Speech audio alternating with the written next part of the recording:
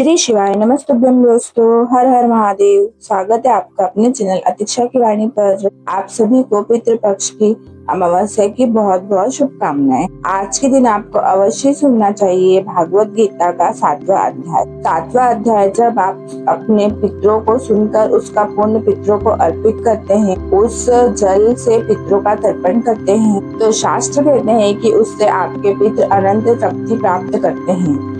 पितृ तृप्त हो जाते हैं, प्रसन्न हो जाते हैं। शास्त्र तो यह भी कहते हैं कि यदि आपके पितृ कहीं घोर संकट में भी हो या घोर नरक में भी हो, तो वहाँ भी उन्हें मुक्ति प्राप्त होती है। इतना अधिक फल है इस गीता के 7वें अध्याय का। दोस्तों, कहा जाता है कि जो व्यक्ति पितृ पक्ष के 16 दिन तक तर्पण श्राद्ध आदि नहीं कर पाते हैं, उन्हें इस अवधि में अपने पितरों की शांति के लिए गीता के 7वें अध्याय का पाठ अवश्य करना चाहिए और उसका फल पितरों को समर्पित करना चाहिए। तो वीडियो प्रारंभ करने से पहले मेरा आपसे निवेदन है कि अगर आप चैनल पर नए हैं तो चैनल को सब्सक्राइब करें, वीडियो को लाइक करें, कमेंट में हर हर महादेव या श्री शिवाय नमस्तुभ्यम अवश्य लिखें। तो चलिए अब हम सुनते हैं गीता का 7वां अध्याय। श्रीमद् भगवत गीता 7वां अध्याय ज्ञान विज्ञान योग या अध्याय भगवान की शक्तियों के भौतिक और आध्यात्मिक आयामों के वर्णन के साथ आरंभ होता है। श्री कृष्ण व्यक्त करते हैं कि सब उन्हीं से प्रकट होते हैं और धागे में गुथे मोतियों की भांति उनमें स्थित रहते हैं और फिर सब उन्हीं में पुनः विलीन हो जाते हैं। उनकी माया शक्ति पर विजय प्राप्त करना अत्यंत दुष्कर है। परम प्रभु श्री कृष्ण ने कहा है, अब यह सुनो कि भक्ति योग के अभ्यास द्वारा और मेरी शरण ग्रहण कर मन को केवल मुझ में अनुरक्त कर और संदेह रहित होकर तुम मुझे पूर्णतः किस प्रकार जान सकते हो। अब मैं तुम्हारे समक्ष उस ज्ञान और विज्ञान को पूर्णतः प्रकट करूंगा जिसे जान लेने पर इस संसार में तुम्हारे जानने के लिए और कुछ शेष नहीं रहेगा।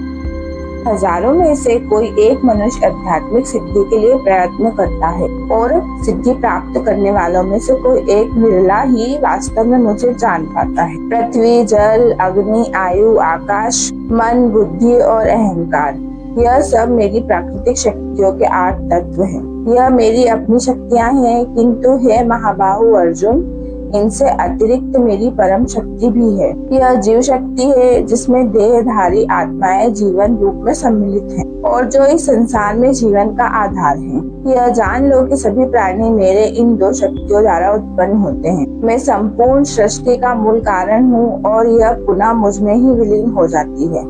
मुझसे श्रेष्ठ कोई नहीं है। सब कुछ मुझ पर उसी प्रकार आश्रित है जिस प्रकार धागे में गुथे मोती। हे कुंती पुत्र, मैं ही जल का स्वाद हूँ, सूर्य और चंद्रमा का प्रकाश हूँ। मैं वैदिक मंत्रों में पवित्र अक्षर ओम हूँ, आकाश में ध्वनि हूँ और मनुष्यों में सामर्थ्य हूँ। मैं पृथ्वी की शुद्ध सुगंध हूँ, अग्नि का प्रकाश हूँ, सभी प्राणियों के जीवन में शक्ति हूँ और तपस्वियों का तप हूँ। अर्जुन, समझो कि मैं सभी प्राणियों का आदि और अंत हूँ।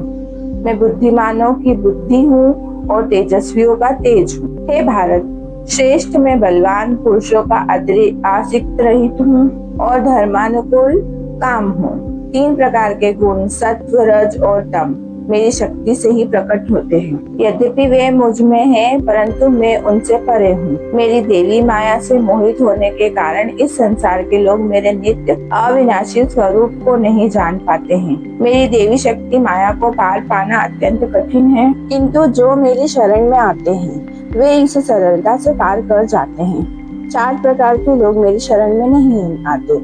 वे जो ज्ञान से वंचित हैं, वे जो अपनी निकृष्ट प्रवृत्ति और आलस्य से मुझे जानने का प्रयत्न नहीं करते, वे जिनकी बुद्धि भ्रमित है और वे जो असुरी प्रवृत्ति वाले हैं। हे भारत श्रेष्ठ 4 प्रकार के पवित्र लोग मेरी भक्ति में लीन रहते हैं, पीड़ित, जिज्ञासु, अर्थार्थी और ज्ञानी। इनमें से मैं ज्ञानी को श्रेष्ठ मानता हूँ क्योंकि वे दृढ़ता और अनन्यता से मेरी आराधना करते हैं। वे मुझे प्रिय है और उन्हें मैं प्रिय हूँ। वास्तव में जो मेरी शरण में है सब महान है, किंतु ज्ञानी जिन्हें मैं अपनी समान मानता हूँ अत्यंत दुर्लभ होते हैं। अनेक जन्मों की साधना के पश्चात कोई महान आत्मा मुझे सबका उद्यम मानकर मेरी शरण में आता है। जिनकी बुद्धि भौतिक इच्छाओं से ढक जाती है, वे देवताओं की शरण में जाते हैं और अपनी प्रवृत्ति के अनुसार पूजा करते हैं। मैं उनकी श्रद्धा उसी देवता में स्थिर करता हूँ और वे अपनी इच्छाएं पूरी करते हैं।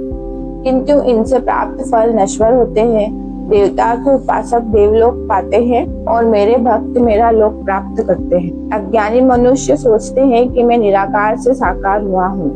वे मेरे अविनाशी स्वरूप को नहीं समझते हैं। मैं योग माया से सबकी दृष्टि से छिपा रहता हूँ।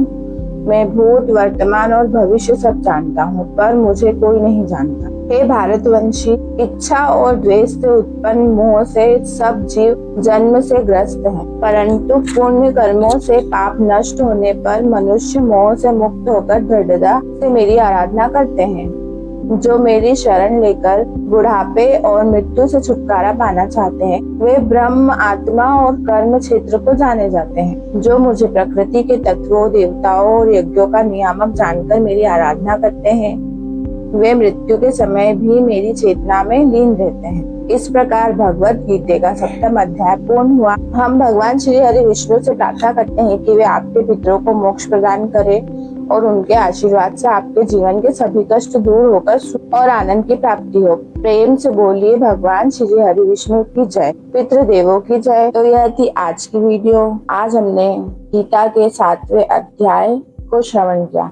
अगर आपको वीडियो अच्छी लगी हो तो वीडियो को लाइक करें, चैनल को सब्सक्राइब करें, कमेंट में हर हर महादेव या श्री शिवाय नमस्तुभ्यम अवश्य लिखिए। धन्यवाद।